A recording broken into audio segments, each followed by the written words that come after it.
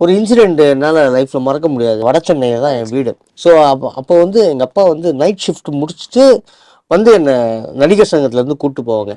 ஒரு நாள் சீக்கிரமாக ஷூட்டிங் முடிஞ்சிச்சு. நான் நடிகர் சங்கத்தில் வந்து உட்காந்துட்டு ஒரு 9:30 மணி வரைக்கும் வெளியில் ஒரு டான்ஸ் கிளாஸ் இருக்கும். அந்த ஸ்டேஜில் ஓரமாக அப்படி உட்காந்துட்ருக்கேன். அப்போ வந்து விஜயகாந்த் அண்ணன், ராதாரவி அண்ணன், சந்திரசேகர் அண்ணன், தியாகு, அப்புறம் பாண்டியன் இன்னும் ஒரு 6-7 பேர் உட்காந்து கலகலன்னு பேசிகிட்டு இருக்காங்க.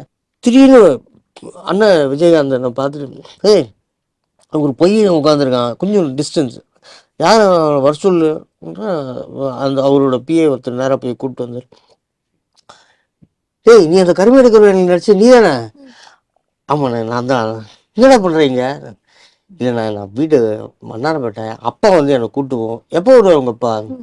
நைட் ஷிஃப்ட் முடிச்சு தான். அப்போ ஃபோன்லாம் கிடையாது இல்லை. அவர் வந்தவொடனே நான் போய் கொசுக்கடியில் இருக்கடா, டேய் என் ரூமை திறந்து விடு, என் ரூம் திறந்து விடு.